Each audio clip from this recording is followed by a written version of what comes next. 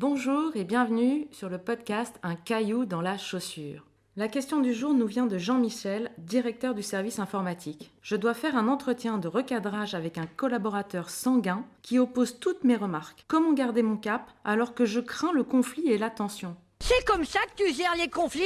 Tu m'étonnes que t'es célibataire. Jean-Michel, la question de garder le cap est une question souvent abordée par les personnes qui ont peur de se faire déstabiliser. Pourquoi vous semble-t-il difficile de faire face à la tension ? Il est intéressant d'avoir conscience à ce moment-là de l'émotion qui vous anime. Il semblerait que cette émotion, ce soit la peur du conflit. Alors pourquoi ? Ça ne me regarde pas. En tout cas, ce qui est certain, c'est que si vous voulez prendre votre posture de dirigeant, l'évaluer et faire évoluer ce paradigme est très important. Il y a une différence entre opposition et conflit. L'accord universel, vous savez, Jean-Michel, ça n'existe pas. Et que votre collaborateur oppose et soit en désaccord, ce n'est pas très grave. C'est même sain, c'est naturel, c'est même constructif. Ce qui est essentiel, c'est d'en discuter et de travailler vers la convergence. De la divergence, si on sait écouter les points de vue, naît la convergence. Sans cette convergence, on ne peut bâtir un plan d'action et amener une évolution. Néanmoins, votre collaborateur peut avoir fait le choix de ne pas se remettre en question. Et donc, il s'amuse à opposer systématiquement tout ce que vous dites. Peut-être même, de manière insidieuse, il essaye de vous rendre responsable de la situation.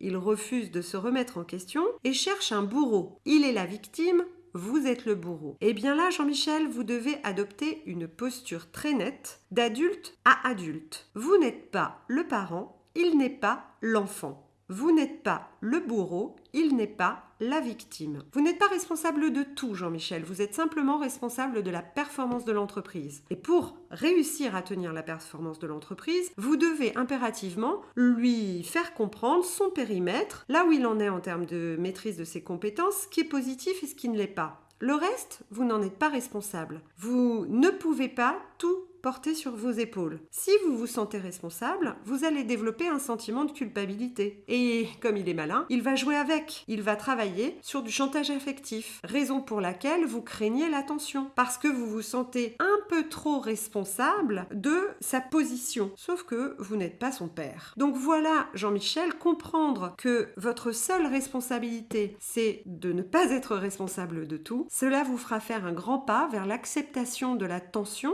et possiblement de la confrontation. De fait, le conflit sera beaucoup moins présent. Vous travaillerez sur la recherche de convergence à partir de la divergence et non plus sur le « c'est de ma faute, je n'ai peut-être pas fait ce qu'il fallait, je suis responsable de tout ». Voilà Jean-Michel, un concept difficile à aborder, qui prend du temps à travailler, mais qui est extrêmement intéressant pour prendre sa posture de responsable et de dirigeant. Tenez le cap. À bientôt. Force et courage, Jean-Michel.